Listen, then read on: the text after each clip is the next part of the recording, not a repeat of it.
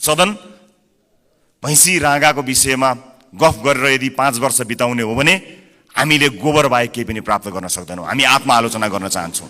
हाम्रा दलबाट पनि भएका कमी कमजोरीलाई आत्मआलोचना गर्न चाहन्छौँ र नयाँ राजनीतिक दलका रूपमा हामी एउटा नयाँ अभ्यास जुन किसिमको बहस सम्मानित सदनमा केही दिन अगाडि भयो, त्यो बहस यदि निरन्तरता हुने हो भने सम्मानित सभामुख महोदय मार्फत भन्न चाहन्छु, म चाहिँ नेपाली जनतालाई अनुहार देखाउने हैसियतको रहने छैन। त्यसकारणले यो सदनमा हुने बहस अत्यन्त महत्त्वपूर्ण बनोस्, यहाँ हुने सरसल्लाहहरू महत्त्वपूर्ण बनुन् भन्ने कुराको ध्यान आकर्षण गर्न चाहन्छु र आफ्ना दलका तर्फबाट म यसको प्रतिबद्धता पनि व्यक्त गर्न चाहन्छु। सरकारले विदेशमा रहेका नागरिकका लागि पनि अब भोटिङ राइट्स दिने, विदेशमा रहेका नेपाली नागरिकले पनि भोट हाल्न पाउने अधिकारको सुनिश्चितता गर्ने भनेर भन्यो। तर कहाँ छुट्याउनु भयो अर्थमन्त्रीज्यू बजेट? त्यसका लागि लगत सङ्कलन गर्न जानु पर्ला। निर्वाचन आयोग विदेशमा रहेका नेपालीहरूको बारेमा जानकारी लिन जानुपर्छ। त्यसका लागि कहाँ कतै मैले बजेटमा कतै मैले देखिनँ कि, मलाई क्षमा गर्नुहोला, तर त्यसलाई तपाईँले भन्नलाई त भनिदिनु भयो होला, तर प्राथमिकतामा राख्नु भएन। हामी फेरि पनि भन्न चाहन्छौँ, सायद त्यो मुखमा त्यो निष्कर्ष निस्किएको भोलिपल्ट सरकार ढलोस्, जसुकैको सरकार बनोस्, सत्ता पक्ष प्रतिपक्ष बनोस्, प्रतिपक्ष सत्ता पक्ष बनोस्, तर त्यो नीति फेल हुनु भएन। यदि नेपाली जनतालाई हामीले हृदयमा राखेका हौँ, साँच्चै नै यो देशको मुहार फेर्नका लागि यहाँ आएका हौँ भने यो काम गरौँ, होइन आफ्नो र आफ्नाका मुहार फेर्न आएको हो भने यसै गरी चलाउँ, 5 वर्ष बिताउँ, तर हामी चाहिँ अनुहार देखाउन लायकका हुने छैनौँ।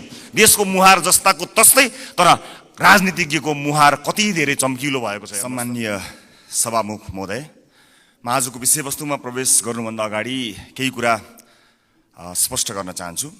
जनतामा भ्रमित हुने गरी जबरजस्ती फैलिएका प्रोपागान्डाहरूको प्रतिकार गर्न र सत्य सन्देश प्रवाह गर्नका लागि एक जिम्मेवार जनप्रतिनिधिका हैसियतले आफ्नो दृष्टिकोण जनता समक्ष पुर्याउने थलो पनि संसद भएका हुनाले म यो अनुमति चाहन्छु। सभामुख महोदय, नागरिकता विधेयकका सम्बन्धमा राष्ट्रिय स्वतन्त्र पार्टी कुनै समुदायको विरुद्ध छ भन्ने भाष्य जबरजस्ती निर्माण गरेर निमुखा नागरिकलाई गुमराहमा राख्न खोजिएको छ। त्यसो गर्नेहरूलाई म यति मात्र भन्न चाहन्छु कि राजनीतिसँग कुनै सरोकार र भोट बैंकको कुनै आवश्यकता नहुँदा पनि प्राकृतिक विपत्ति, वैदेशिक रोजगारीका समस्या र मिटर ब्याज जस्ता विषयमा आवाजविहीन मधेसी जनताको पक्षमा हामी उभिएको संसार साक्षी छ। मैले श्रेय लिन खोजेको होइन, एउटा दृष्टान्त मात्र दिन खोजेको हुँ।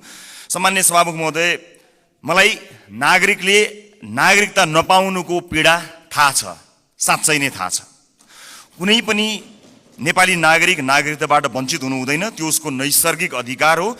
जन्मसिद्ध नेपाली नागरिकका सन्तान र एकल आमाहरूका सन्तानको नागरिकताको अधिकार मेरो र तपाईँको जति नै सुनिश्चित छ हुनुपर्छ। सभामुख महोदय, मात्र वैवाहिक अङ्गीकृतका विषयमा मौन रहेका हुनाले यसबारेमा छलफल चलाउन खोजिएको हो र सम्मानित सभामुख महोदय मार्फत म जानकारी गराउन चाहन्छु, एकल आमाका सन्तानले नागरिकता लिँदा आमाले बाबुको पहिचान नै नखुलेको स्व घोषणा गर्ने व्यवस्था हाम्रा आमा दिदीबहिनीहरूको आत्मसम्मान विपरीत छैन यो? यस्ता प्रश्नहरूको विषयमा पनि सोचौँ भनेको हामीले। विधेयक संसदमा आएको भए हामी छलफल गर्थ्यौँ, स्वामित्व लिन्थ्यौँ, तर जसरी जुन बाटोबाट प्रमाणीकरण भयो जम्मा विपत्ति यतिमा हो सभामुख महोदय। र यदि सदनमा आएर छलफल हुने भएको भए त्यहाँ भएको विभेदका विषयमा पनि हामी कुराकानी गर्थ्यौँ। महिला र पुरुषलाई जुन विभेद गरिएको छ वैवाहिक अङ्गीकृतका विषयमा, त्यसमा पनि हामी हाम्रो धारणा राख्थ्यौँ र दुधको दुध पानीको पानी थाहा हुन्थ्यो कि यो सदनमा आइसकेपछि को के कुराको पक्षमा छन् या विपक्षमा छन् भन्ने कुरा थाहा हुन्थ्यो। त्यसकारणले यो गलत बाटोबाट गएका हुनाले गलत मानिसको पुतला जलाइएको छ भन्ने कुरा म सम्मानित सदन मार्फत जानकारी गराउन चाहन्छु। र अर्को महत्त्वपूर्ण कुरा सम्मानित सभामुख मार्फत भन्न चाहन्छु कि हामीले पार्लियामेन्टको डिग्निटी राख्नलाई कहीँ कतै चुकिरहेका त छैनौँ, यसबारेमा पनि अलिकति ध्यान आकर्षण गराउन चाहन्छु सभामुख महोदय।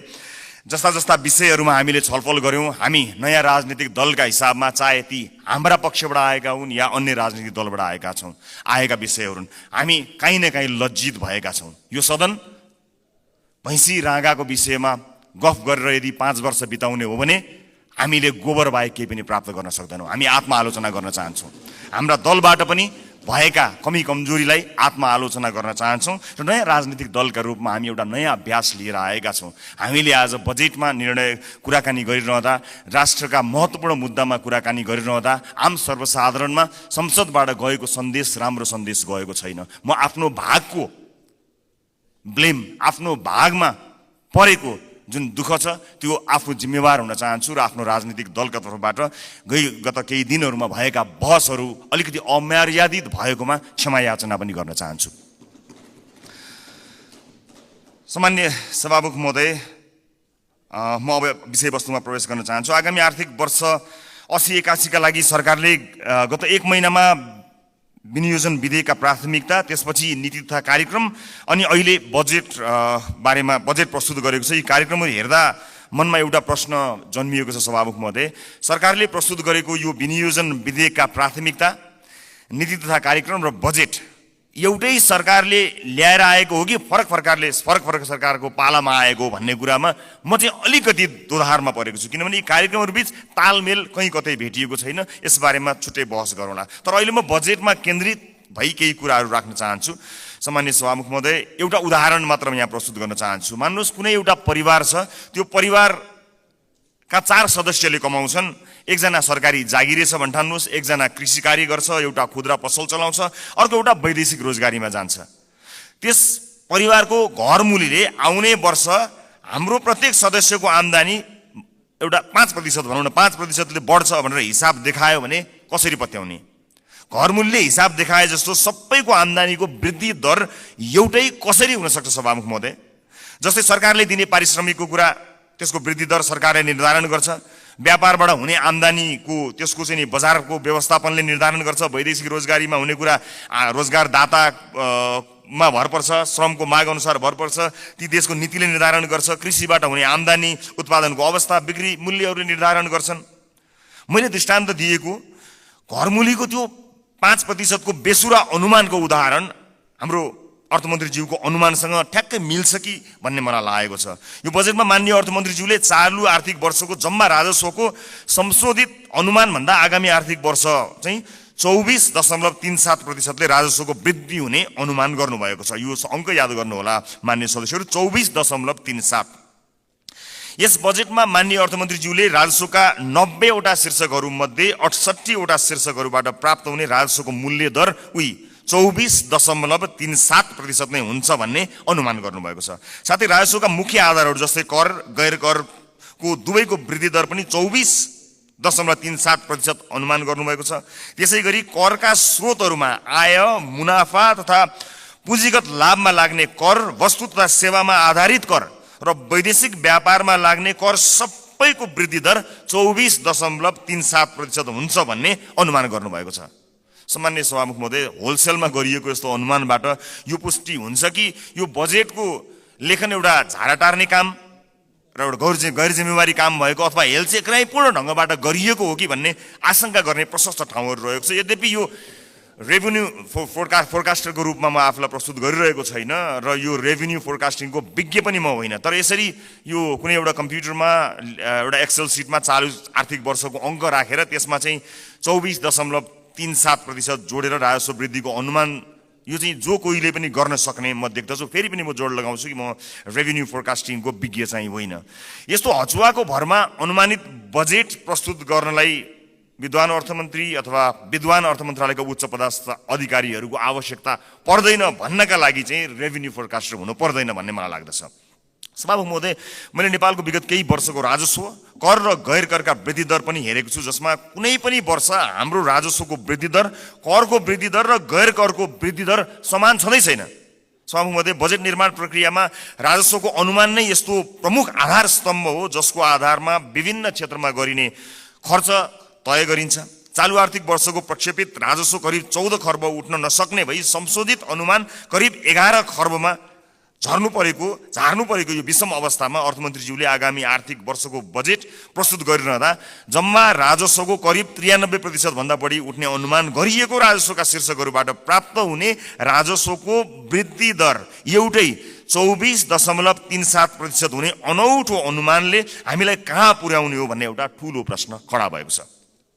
चालू आर्थिक वर्षमा लक्ष्य अनुसार राजस्व सङ्कलन हुन नसक्दाको परिणाम स्थानीय तहमा हस्तान्तरण हुने समानीकरण अनुदानको 50% कटौती गर्ने अवस्थामा सरकार पुगेको सर्वविदितै छ।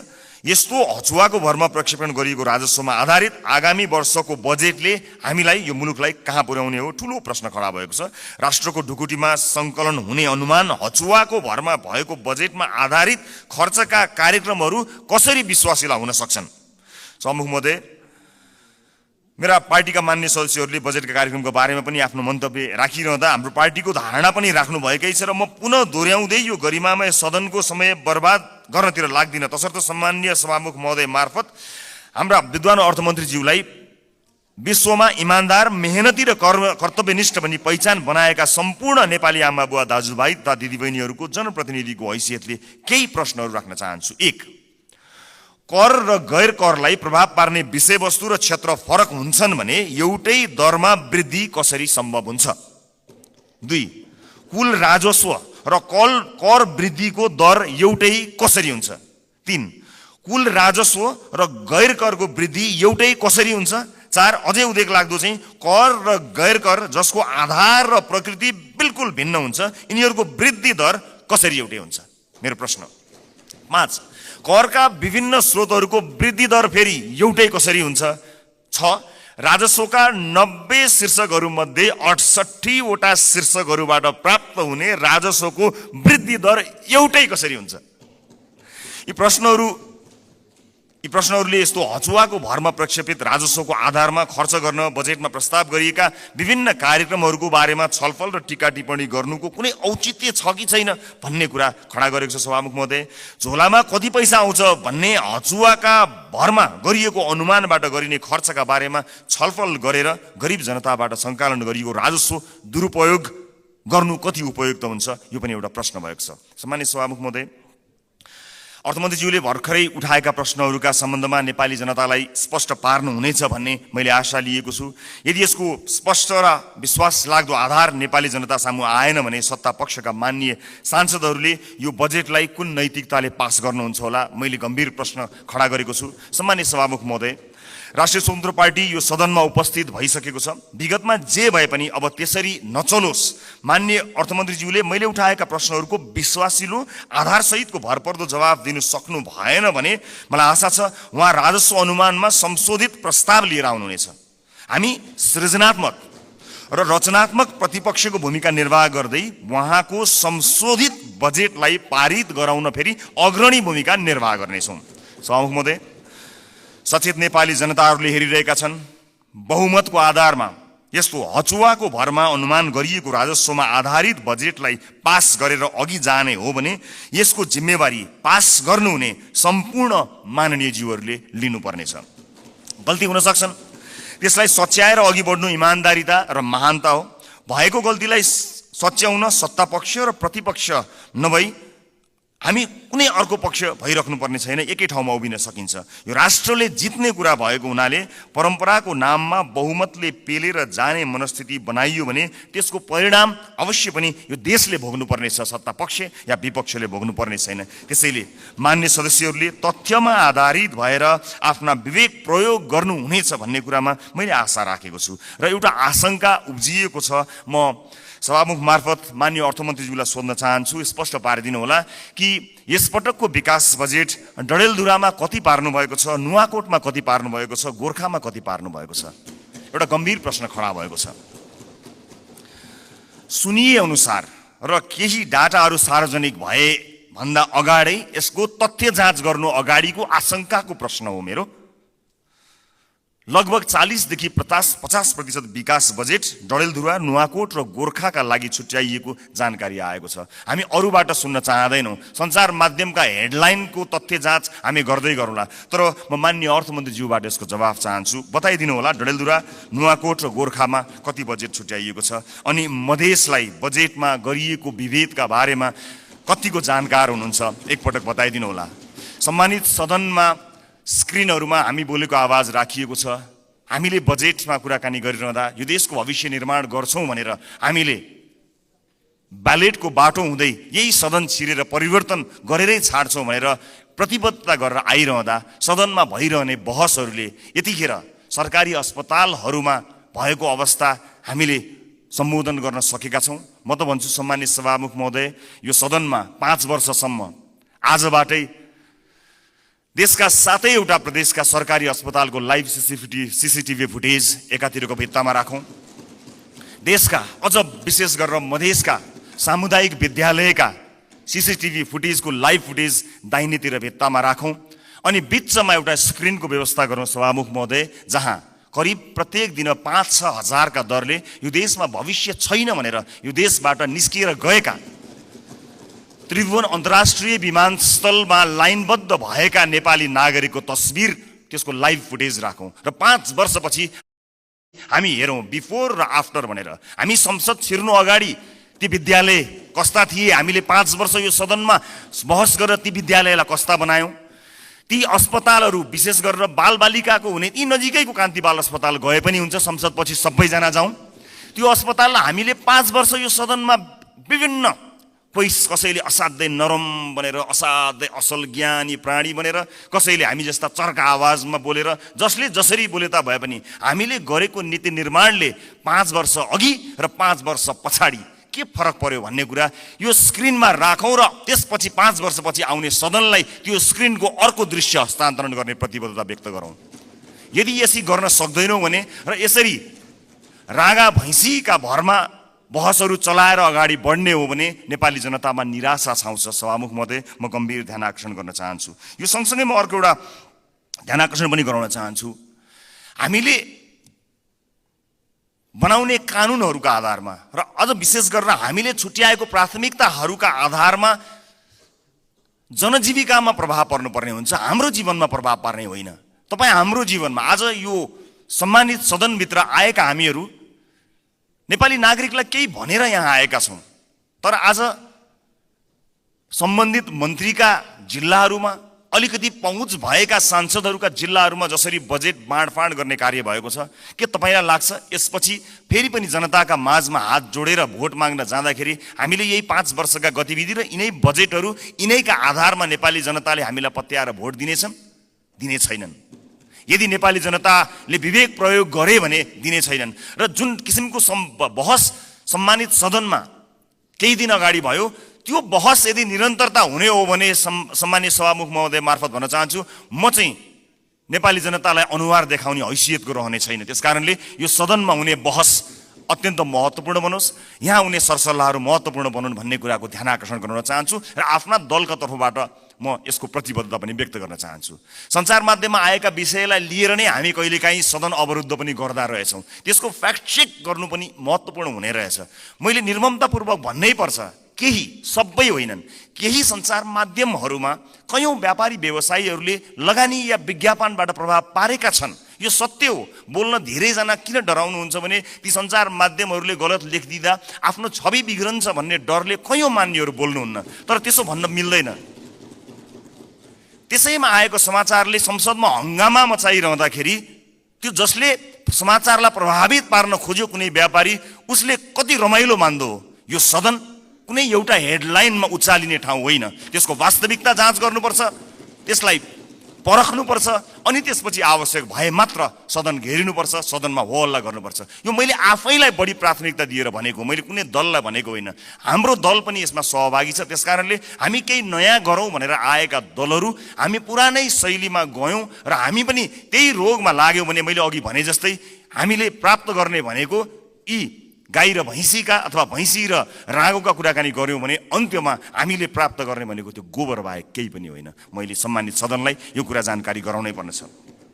सम्मानित सभामुख महोदय, यस सदनमा हामीले नेपाली जनताका लागि नीतिहरू बनाइरहँदा र विशेष गरेर बजेटमा प्राथमिकताहरू छुट्याइरहँदा हामीले छुट्याएको प्राथमिकताले आम नागरिकको जीवनलाई छुन सकेनछ भने, आम नागरिकको दैनिकीलाई प्रभाव पार्न सकेन भने हाम्रो लागि त्यो दुर्भाग्यको विषय हुन्छ। सरकारले विदेशमा रहेका नागरिकका लागि पनि अब भोटिङ राइट्स दिने विदेशमा रहेका नेपाली नागरिकले पनि भोट हाल्न पाउने अधिकारको सुनिश्चितता गर्ने भनेर भन्यो। तर कहाँ छुट्याउनु भयो अर्थमन्त्रीज्यू बजेट? त्यसका लागि लगत सङ्कलन गर्न जानु पर्ला, निर्वाचन आयोग विदेशमा रहेका नेपालीहरूको बारेमा जानकारी लिन जानुपर्छ। त्यसका लागि कहाँ कतै मैले बजेटमा कतै मैले देखिनँ कि, मलाई क्षमा गर्नुहोला, तर त्यसलाई तपाईँले भन्नलाई त भनिदिनु भयो होला, तर प्राथमिकतामा राख्नु भएन। हामी फेरि पनि भन्न चाहन्छौँ, यो देशमा भविष्य नदेखेर विभिन्न कुरीतिका कारणले, हामीले भोग्नु परेका व्यथितिका कारणले मुलुकमै केही गरी खाउँ भन्ने अवसर नपाएर बाध्य भएर विदेश बसेका नेपालीहरूले आफ्नो देशको भविष्य छान्न पाउनुपर्छ, भोट हाल्न पाउनुपर्छ। त्यसलाई प्राथमिकताका साथ राखियोस्। म माननीय अर्थमन्त्रीज्यूलाई विदेशमा रहेका नेपालीहरूले मतदान गर्न पाउने अधिकारको सुनिश्चितताका लागि कति बजेट छुट्याउनु भएको छ, के व्यवस्था गर्नु भएको छ, म त्यसको लागि पनि जवाफ चाहन्छु। र जिल्ला निर्वाचन कार्यालयहरू खारेज गर्ने जस्तो निर्णय, गलत निर्णय सच्याइयोस् भन्ने कुरा पनि म भन्न चाहन्छु। किनभने संवैधानिक निकायहरूलाई, हामीले त्यसका काम कारबाहीहरूलाई यदि ध्यान दिएनौँ, तिनको स्वच्छतामा हामीले प्रश्न खडा गरेनौँ र त्यसलाई सरकारका मार्फत या कुनै मन्त्रालयका मार्फत ल्याएर राखिदियौँ भने त्यो साँच्चै नै दुर्भाग्यपूर्ण हुनेछ। त्यसकारणले यसलाई पनि पुनर्विचार गरियोस्। खर्च कटौतीका नाममा हरेक विषयलाई त्यसको गम्भीरता, त्यसको महत्त्व नबुझिकन गरियो भने त्यो साँच्चै नै दुःखद हुनेछ। म सम्माननीय सभामुख मार्फत यो ध्यान आकर्षण गराउन चाहन्छु। र अहिले बजारमा देखिएको वित्तीय सङ्कट, आम नागरिकले भोगेको वित्तीय सङ्कटलाई सम्बोधन गर्ने र त्यसमा उत्साह छर्ने किसिमका कुनै पनि कार्यक्रमहरू हामीले देख्न सकेनौँ। आज एकपछि अर्को सटरहरू बन्द भएका छन्। आज कयौँ व्यापारी व्यवसायीहरू बैंकको चर्को ब्याज तिर्न नसकेर कयौँ व्यापारी व्यवसायीहरू आत्महत्या गर्ने अवस्थासम्म पुगेका छन्। मेरै निर्वाचन क्षेत्रमा शङ्कर कणेलले आत्महत्या गर्नुभयो र उहाँको सुसाइड नोटमा लेखिएका कुराहरू गम्भीर छन्। यस्ता धेरै समस्याहरू देखिएका छन्। आज प्रत्येक 3वटा सटरमा एउटा सटर बन्द भएको अवस्था छ। आज सहकारीहरूका कारणले गर्दाखेरि जुन किसिमको बिल्लीबाट मानिसहरूको भएको छ, त्यसलाई सरकारले गम्भीरतापूर्वक सम्बोधन नगर्ने भयो भने धेरै मानिसहरू सडकमा आउन बाध्य भएका हुन्छन् र बेवस भएर यो मुलुक छोडेर विदेशमा रोजगारीका लागि जानुपर्ने अवस्था सिर्जना हुन्छ। अनि विदेशमा रोजगारीका लागि जानु पर्दाखेरि विदेशमा भएका हाम्रा राजदूतावासहरूको संयन्त्रले लाखौँको सङ्ख्यामा भएका नेपाली नागरिकहरूलाई सम्बोधन गर्नै सक्दैन। यहाँ केही गरौँ भन्दा गर्न पाएका छैनन्। देशै छोडेर जाँदा परदेशमा पनि दुःख पाएर बसेका छन्। मुलुकको, समाजको वास्तविक समस्यासँग हाम्रो नीति, हाम्रो बजेट, हाम्रो कार्यक्रम कसरी अलग हुन सक्छ? सभामुख महोदय, समाजको चरित्रभन्दा, समाजले भोगेको पीडाभन्दा हामीले यहाँ गर्ने डिस्कसन, तपाईँ हामीले गर्ने संवाद कसरी फरक हुन सक्छ? सभामुख महोदय, समाजले भोगेको पीडालाई मलम लगाउन नसक्ने गरी हामीले गर्ने संवादको के अर्थ हुन्छ? सभामुख महोदय, त्यसकारणले म विनम्रतापूर्वक अनुरोध गर्न चाहन्छु सभामुख महोदय मार्फत कि नेपाली जनताको पीडालाई, नेपाली जनताले आज भोगेका समस्याहरूलाई, त्यसलाई महसुस गरेर, त्यसलाई लिपिबद्ध गरेर हामीले बजेटमा ध्यान दिनुपर्छ। र अन्त्यमा आगामी वर्षका लागि हामीले यसो गर्न सक्छौँ कि सानो एउटा सुझाव सहित म बिदा माग्छु। बजेट बन्नुभन्दा 4-5 महिना अगाडि हरेक राजनीतिक दलका अझ विषयविज्ञहरू छन् भने उनीहरूलाई सहभागी गराएर प्राथमिकताका क्षेत्रहरू छुट्याउँ। कुनै पनि राजनीतिक दलले भोट माग्दाखेरि शिक्षा गुणस्तरीय र स्वास्थ्य आम नागरिकको पहुँचमा भनेर हामीले भोट मागेका हौँ नि। हाम्रो घोषणापत्रमा, हाम्रा वाचापत्रमा बाकाइदा लेखिएको छ नि।